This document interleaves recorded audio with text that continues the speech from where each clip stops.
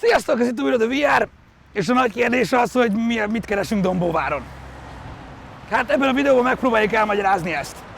A sztorinak egyébként nagyon szövevényes a háttere, maradjunk annyiban, hogy sokkal többen látták a farmingos videónkat, a farming szimulátoros videónkat, mint kellett volna. És ezáltal feljött a kérdés, hogy mi lenne, hogyha amúgy, azon kívül, hogy hülyén röhögjük magunkat az egészen, megnéznénk, hogy valójában mit művelnek az emberek, és hogy megpróbáljuk nektek megmutatni, hogy nem feltétlenül bajszos bácsik zsákvakolásáról van szó, hanem nagyon komoly, nagyon modern technikákról, és egyébként eszméletlen szép környezetről. Mondjuk sokáig nem fogok tudni itt állni, mert valószínűleg az egész videó alatt elolvadunk a melegtől, megőrülünk a széltől, és nagyjából ezt az arcomat fogjátok látni legtöbb esetben, mint aki citromba harapott, vagy nagyon büdöset érzett. És reméljük, hogy sok érdekes dolgot tudunk majd elmondani nektek, amit még nem tudtatok. Aki pedig nem teljesen kíváncsi a mezőgazdaságra, vagy arra, hogy mi folyik itt, lesz traktor is.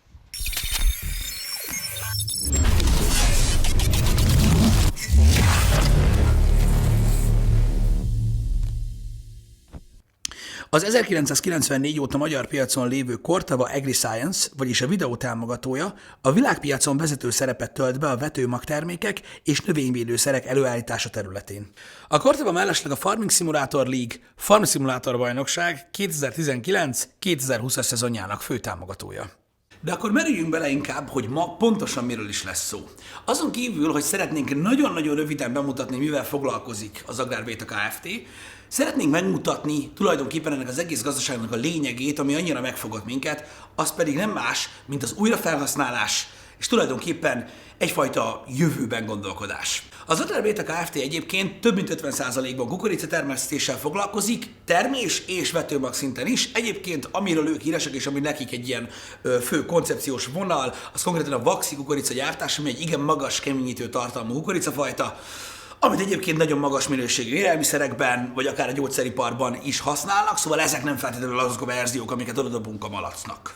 A videó forgatása alatt lehetőségünk volt bejárni az egész telephelyet, megnéztük a különböző részeket, hogy hol dolgoznak, hogyan dolgoznak különböző gyártási folyamatokon belül, illetve alkalmunk volt megnézni különböző magtárrészeket, szárítóberendezéseket, hogy hogyan gyűjtik be az anyagot, és a többi, és a többi. De arra gondoltunk, hogy ez igazából nem az eszenciális része ennek az egész vállalkozásnak és az egész mezőgazdaságnak jelenleg, ami nekünk tech és jövőmutató trendi dolog, hogy inkább megfogtuk azt a részt, amit igazából maga az Agrárvéta Kft. Is úgy közelített meg, ahogy mi még senkit sem láttunk igazából a mezőgazdaságban megjelenni. Bár ez elképzelhető, hogy amiatt van, hogy nem ismerünk túl sok embert a mezőgazdaságból. Attól még eszméletlenül király. Szóval nézzük is, hogy miről van szó. Tehát adott egy üzem, adott egy gazdaság, ahol baromi nagy termesztés folyik óriási területen. Itt termesztünk mindenféle dolgot, kukoricától a búzán át a mindenig, és annak betakarításától és mindenfélétől az eladásán keresztül, mindenféle nemű értékesítésén keresztül mindent ők végeznek. Na de, mi az, amiben különlegesek? Az, hogy vannak melléktermékek és vannak hulladék dolgok, amiközben az ember egy gazdaságot üzemeltet. Milyen szinten lehetnek ilyen termékek? A helykihasználás. A helykihasználás egy fontos dolog, mert hogyha az embernek van egy gazdasága, nem mindegy, hogy milyen hellyel mit kezd, hogy egyáltalán kezd-e valamit az adott hellyel ahhoz, hogy megfelelően használja fel ezt az egészet. 2. Hát van olyan, amikor nem jön össze az a bizonyos összejön, és a termék nem lesz olyan, amilyennek lennie kell. Elveri a jég, elszárad, vagy egészen más dolgok, vadkár keletkezik, stb. Tönkre megy a termés. Azzal lehet kezdeni valamit. Illetve vannak egyéb növények, amiket más célból termesztünk, erről mindjárt beszélünk, és hogy azokat is hogyan lehet felhasználni. Számomra ez egy lenyűgöző dolog, és most jelenleg azt sem tudom, melyik oldalát fogjam meg. Úgy kezdjük először a helykihasználással. Az Agrárvéta Kft. Két dologra hívta fel a figyelmünket helykihasználás szintjén. Az egyik egy nagyon érdekes volt, hogy a területnek egy hatalmas része egyébként, illetve nagy része, ahhoz képest nagy része, hogy ne használják, lápos része, ahol nem nagyon tudnak termeszteni, hiszen nagyon kicsi az esély arra, hogy úgymond megveti a lábát a jó termés. Ezért erre a helyre olyan növényeket ültettek, ami gyakorlatilag nem haszonnövény, viszont faaprólék keletkezik belőle, amit ilyen iszonyatosan nagy placokon tárolnak, amit fel tudnak használni a későbbiekben az újrahasznosítás jegyében, és így nem lesz hasztalan ez a terület. Egy másik részén pedig, ugye nyilván azt tudjátok, hogy a gazdaságok területén belül meghatározott az, hogy hanyad része lehet beépíthető.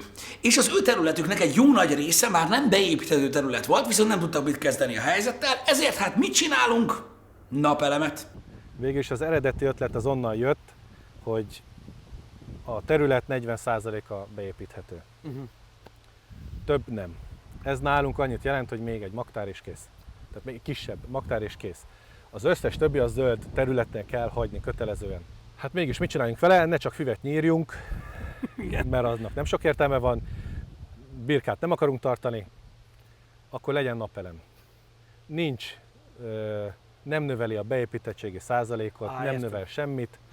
Megvannak a határok, hogy kell kinéznie, kinéz és kész.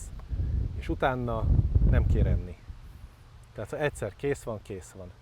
Ezért indultunk el errefele, és akkor ez az én első saját projektem volt. Mindenféle dolgon keresztül mentünk, de a végén csak sikerült elindulni 17-ben, úgyhogy azóta termel. Tehát gyakorlatilag itt is egy visszatermelésről van szó, ami nektek balanszolja a dolgokat, nem? Majdnem. Azt mondom, hogy majdnem, mert én nem tudom használni ezt az áramot, amit megtermel. Nekem kötelezően el kell adnom, ezt megveszik tőlem, feltáplálom nagy hálózatra, 20 000 voltra, és utána a kis fogyasztókhoz kerül, hogy úgy mondjam, tehát lakásokhoz. Mert sokan azt hiszik, hogy közvetlenül el tudjátok tárolni az energiát. Jó is, hogy mondtad ezt, mert ugye ez nagyon sok helyen így működik, hogy ugye magához az államhálózathoz termeled vissza az áramot, és így gyakorlatilag anyagilag térül meg neked, így nem van, ténylegesen. Ez csak is úgy, hogy anyagilag, igen. Tehát végül is lényegtelen, mert csak zöld energiát adsz el. Lényegtelen, mert zöld energia. Így van, pontosan. Hát így kell kihasználni a helyet. Jól.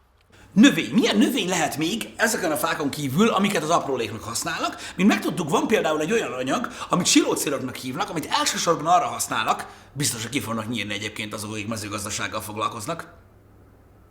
Mert valami tudja, hogy rosszul mondok, de hát ez van. Tehát a silócirkot arra használják alapvetően, hogy például a különböző kukoricafajtákat elválasztják egymástól, tehát a táblák közé vannak beültetve, hogy ne tudják egymást összeporozni, mert az nem jó. Na de ez a növény is ugyanúgy elvirágzik, elhullik, stb. Mit kezdjünk ezzel? Ezt is fel fogják használni, ezt a növényt, holott a szerepét úgymond már betöltötte, de ezzel is lehet még kezdeni valamit. De mik azok a dolgok, amik összetevődnek ezekből a dolgokból, és hogy néz ki ez a láncfolyamat? Úgy néz ki, hogy a telephelyhez nagyon közel van egy másik telephely, ami azzal foglalkozik, hogy úgymond a szemetet felhasználja. Ez 2 részből áll. Az egyik rész biogáz. Nem az a biogáz. Sima biogáz. Na jó, egy kicsit hasonlít a szaga. Használunk ciroksilót, amit onnan kapjuk, akkor almostrágyát, amit a különböző marhatelep, illetve sertéstelpekről kapunk, és még egyéb szállítási mellékterméket. Ez is növényi hulladék. Mi arra építünk a zöld energiát, hogy mi csak állati fogyasztásra alkalmatlan melléktermékekből és végtermékekből állítunk elő villamos energiát, ami már nem lenne jó semmire se igazából. Értem. És ez ezért egy zöld energia. Nekünk egy darab szeméttárolónk van, semmi, itt mi mindent felhasználunk, és mindenből energiát állítunk elő. Az etanolnak a szeszmoslékjából, a bétából keletkező szállítási hulladékból, a marhatelepen keletkező trágyából, amivel igazából nyűgje lenne csak a különböző gazdálkodóknak. Azt mi itt megfogjuk, beletesszük ezekbe a fermentorokba, erjedés képződik, az erjedés során gázt felhasználják a motorok. Nem tudom, nagyon-nagyon sok, vagy nagyon nagy a hangsúly a új energiában, a napenergiáról, nagyon-nagyon sok szó esik szélenergiáról, stb. Szerinted miért van az, hogy a biogáz így egy kicsit ilyen, így kevésbé van a köztudatban? A biogáznál az, ami egy kicsit hátráltató tényező, hogy nem elég csak megépíteni az üzemet, hanem egy komoly műszaki és technológiai háttér is szükségeltetik hozzá. Mivel a biogáz végtermékét, ezt az úgynevezett barna levet, ezt valahol el kell tudni helyezni. Egyébként, ahogy mondtad a végterméket, mint barnalé, ezt amikor mondjuk a földekre kiviszitek, ez egyfajta ilyen talajgondozási így van, pontosan, így ez a műtrágyát helyettesíti teljes mértékben. Mivel ennek nagyon magas miből áll a műtrágya? Foszfor, kálium és nitrogénből. Mivel ennek a barna lének, amit ezekben a kék tárolóban láttok, nagyon magas a foszfor és kálium tartalma, ezáltal, hogyha ezt visszajuttatják a földekre, ezért teljesen lecsökken a műtrágya használat. Tehát akkor tulajdonképpen tényleg arról van szó, hogy ti mindent, amit kaptok, ami senkinek nem kell, azt felhasználjátok, és ami ebből lesz, azt pedig vissza. Igen, és azt is ugyanúgy az Agrárbéta Kft., akitől az alapanyagot kapjuk, ugyanúgy ők juttatják ki a földjeikre. A silócirok fermentációjából keletkezik ez a biogáz, tehát gyakorlatilag meg van rohasztva. Milyen szép szómondat, szenvedő. De értitek, mint fermentáció. Tehát gyakorlatilag ebből keletkezik egy bizonyos biogáz, ami ugyanúgy egy éghető anyag, mint az egyéb gázok, és ennek egy hatalmas részét egyébként beáramoltatják egy gigantikus 30 000 köbcentis V16-os motorpárosba, tehát ebből 2 van ebből a 2 gigantikus motorból, amik gázzal üzemelnek, és ezek meghajtanak egy hatalmas generátort, amik energiát termelnek. De még mindig nem ért véget az egész, hiszen a motorok azon kívül, hogy ugye biogázzal, ami alapvetően szeméttel van hajtva, és még műtrágyát is termel, és elektromos áramot fejleszt, rengeteg sok hőt ad le. Még ezt is kitalálták ott, hiszen ezt a hőt elvezetik, és ha hiszitek, hanem emellett a biogáz termelő üzem mellett van egy fóliasátor, amiben orhidákat nevelnek, és ezt a gigantikus hőt arra használják fel, hogy gyakorlatilag a hőmérséklet szabályzását és a hőigényét megadják ezeknek az orhidáknak, hiszen elég igényes növény. Mi köze ennek az egésznek az orhideához? Hát a hulladékhőjére van ráépítve az orhidea a biogáznak. Hívjuk hulladékhőnek, mert azt használjuk egyébként sok minden másra is. Ez a hulladékhő, ez gyakorlatilag az a meleg, amit a motor termel, Igen, vagy a 2 így motor van, termel. így van, igen. A 2 motor, ez körülbelül számítások szerint olyan 4 hektárra elegendő üvegfelületet tudna felfűteni. Most egyenlőre ezen a 2000 négyzetméteren teszteljük, és úgy néz ki, hogy igen jól beválik, és megbízható hőforrás tud lenni. Miért pont az orhidea? Édesapám kedvenc növénye igazából. Komolyan? Egy szerelemnövény az egész. Másik oka, egyébként van neki gazdasági oka is, ez az egyik legintenzívebben fűthető és igényli a fűtetést ez a fajta növény, úgymond. Tehát ezt úgy lehet venni, hogy ha mondjuk egy paradicsomot nézünk, ott vannak leállások, akkor nem kell elvenni annyi hőt a motortól, viszont ez egy állandó üzem, ami körülbelül olyan itt 21 fok, ott 30 fok, máshol megint 20 fok, tehát elég magas hőmérséklet szükséges a neveléshez. Tehát, hogyha azt veszed, mondjuk kint van -20, akkor is kell tartanod a 30 Világos. fokot. Tehát azért 50 fokot meg felfűteni, ezért is azt mondtuk, hogy az orhidea, mert ugye a hely az szűkös, illetve egy elég jó jövedelmezőséggel rendelkező növény, hogyha úgy vesszük. Onnan indultunk, hogy van valami izé, amit odaültetünk a kukoricába, hogy ne menjen egymásra a pora.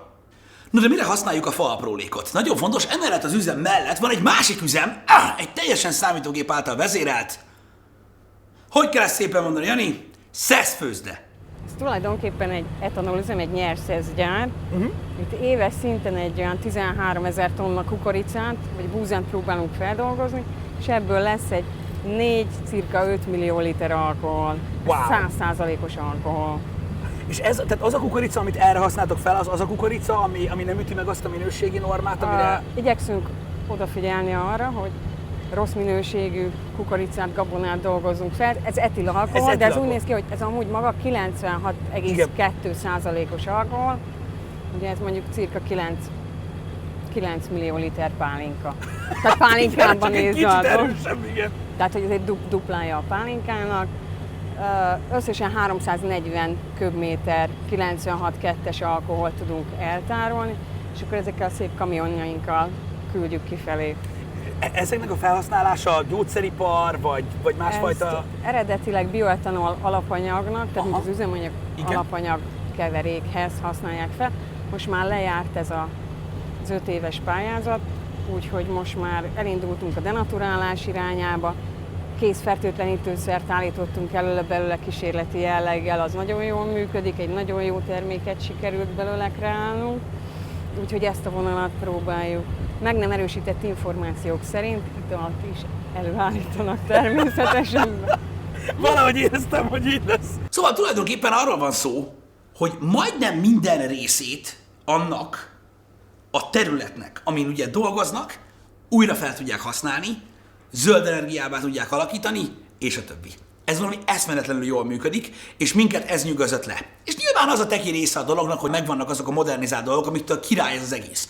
Mert hogy az egészen az a célunk, hogy ez a jövőbe gondolkodás egyébként iszonyatosan menő, és ennek ellenére annyira sokan tekintenek úgy a mezőgazdaságra, mint egy ilyen vaskalapos, lógóbajszos, ládapakolós, kapálós dologra, pedig ez már nagyon-nagyon régóta nem így van.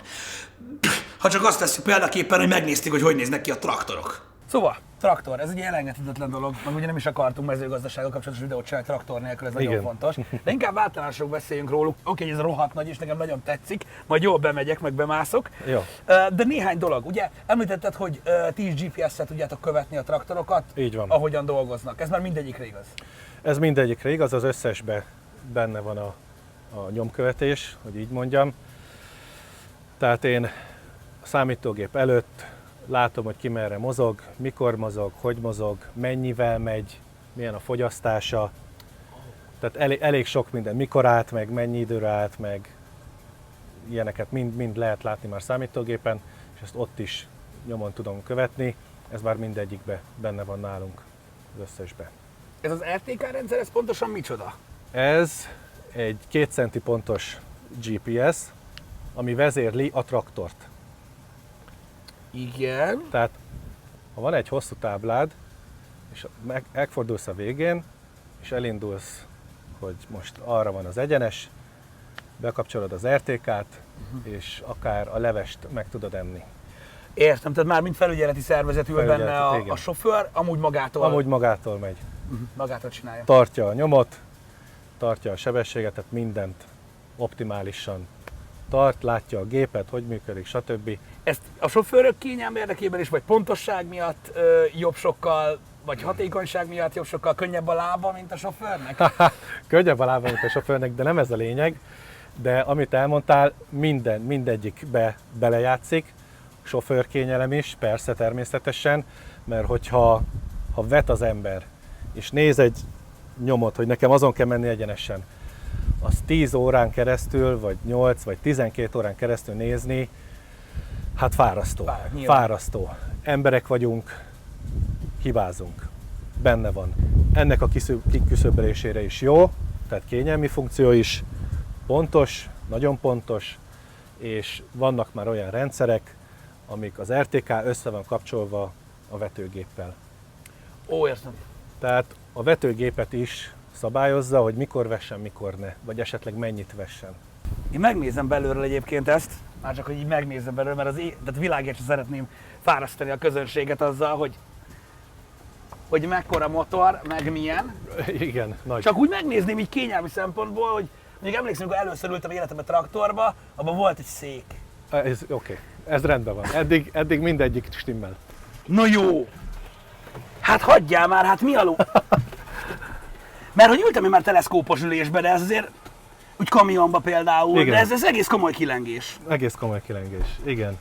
Oké. Ugye a döccenőket úgy kiegyenesíti. Oké. Nagyon durva. Ugye eleve, hát ja, elég kényelmes, ugye ez már egy klimatizált helyiség, az egy viszonylag kényelmes Így dolog.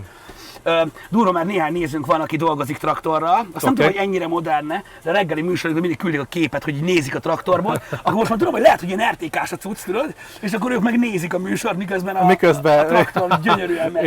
Igen, elképzelhető. És akkor hát gyakorlatilag ugye ez egy ilyen full összkomfortos, teleszkópos valami, és a kezelőszervek pedig itt vannak oldalt. Úgy van. Amúgy eszméletlen durván néz ki. Tehát ugye most, tudom, 5 éves lennék, biztos nem akarnék kiszállni. Igen, ez ismerős. Ebből a cuccból nagyon-nagyon durva. És gondolom ez is mind testleszabható, mind állítható. Igen. Értem. Hát, ilyeneket látok itt, hogy palack, meg pohártartó, meg mindenféle ilyen luxus cucc. Tele hangfallal. Tele hangszóróval egyébként, Igen. csak így jelezném oda neked, Jani, hogy 1, 2, 3, 4, tehát hogy azért itt lehet nyomni a cuccot, itt van beépített rádiótól kezdve minden. Hát nem hasonlít arra a traktorra, amivel én ültem annak idején. De gyönyörű szép egyébként. Még mai napig sajnos én nem tudom feldolgozni, hogy ezt hogy lehet vezetni. De mindent meg lehet tanulni. Át kell állni az agynak, de igen, meg lehet tanulni, persze. Az biztos. De gyönyörű szép. Meg jó pofa. Hát igen. Vagy például megnéztük azt is, hogy drónokkal hogy nézik át a területet. Na, hát ez valami eszméletlen. Van egy drónom, amit használok, és van ez a rendszer, ezen én egy útvonalat tudok neki meghatározni. Ezt ő szépen kiszámolja, be tudom állítani a magasságot, milyen gyorsan menjen, hogy fotózzon, milyen átfedéssel fotózzon, és ezt mindent itt a számítógépen én be tudok állítani, és ezt megcsinálja a drón nekem kint a területen. Kimegyek, rátöltöm a drónra telefonról az útvonalat, utána elindítom, és mindent magától felszáll, lefotóz, és magától visszajön és leszáll. Tehát teljesen az egészet automatán műveli. És mit tudsz ezzel nyerni, azon kívül, hogy felülről tudod fényképezni dolgokat? Felülről tudom fényképezni, látom magát az állományt, tehát, és nagyon-nagyon részletgazdag képet csinál nekem a drón. Oké. És ez 150 méter magasról fotózza nekem össze. Ez körülbelül, ha jól emlékszem, akkor ez a 60 hektár, ez ilyen 320 fotóból készült. Hogyha én rárakok egy növényegészségügyi kis kockát, itt bekattintok, akkor szín alapján nekem meg tudja mondani, hogy esetleges betegségek, gócpontok, stressz, az a táblán belül hol található meg. Na várj egy kicsit. A színe alapján a növénynek. A növény színe alapján számol a gép, így van. Tehát ami zöld, az a legegészségesebb terület. Ami piros, az kevésbé egészséges. Az emberi szem számára zöld-zöld kint a területen, Világos. A kukorica zöld-zöld. De van közötte különbség, Aha. amit a kamera lát, és a szoftver lát. És ez gyakorlatilag most ugye az, hogy a színből, hogy hogyan satszol, ezt mennyire mondanád pontosnak? NDVI kamerával nagyon pontos. Nagyon Azt rá tudod pontos. tenni a drónra. Azt rá lehet rakni a drónra, és akkor ez egy nagyon pontos, megbízható szoftver. Wow. Hát ez nem semmi. És tudom is, hogy itt miért piros, mert 2 évvel ezelőtt itt jártunk be traktorral a területre.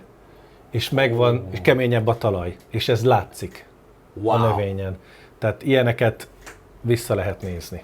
Eszméletlen durva technológiát használnak fel, és szerintünk ez valami borzasztó menő. És ugyanúgy, ahogy az eddig ilyen videóinkban is, most is azt szeretnénk sugallni, hogy az emberek nagyon sok munkát ódivatúnak és nem elég modernnek tartanak, mikor gyakorlatilag akár egy ilyen gazdaság is a mai gondolkodásmódnak a legnagyobb részét kipipálja.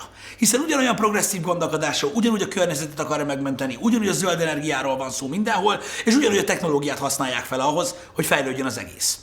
Remélem most már a videó ezen szakaszában, vagyis legalábbis azok, akik eddig nézték a videót, azoknak leesett, hogy miért szerettük volna bemutatni igazából ezt a fajta vállalkozást, és hogy miért gondoljuk azt, hogy fontos, hogy tudjatok ezekről, mert egy dolog az, hogy baromi menő dolog mezőgazdasággal foglalkozni 2019-ben már, de egy másik dolog az, hogy szerintem nagyon király, hogy Magyarországon ilyen szinten van a mezőgazdaság, és ilyen szinten progresszívan gondolkodnak az emberek ebben a szakmában, és természetesen a cég is ugye 100%-ban magyar, és ilyen előremutató dolgokat csinálunk. Nagyon kíváncsiak vagyunk a véleményetekre. Nektek hogy tetszik ez az egész? Gondoltátok volna, hogy a mezőgazdaság ennyire komoly szinten jár? Nyilvánvalóan nem csak ez az egy cég van Magyarországon, aki ilyen progresszívan gondolkodik, és nyilván a technológiával is nagyon-nagyon sok minden van, amit fel lehet használni még ezen a területen, illetve ahány termés, annyi típus.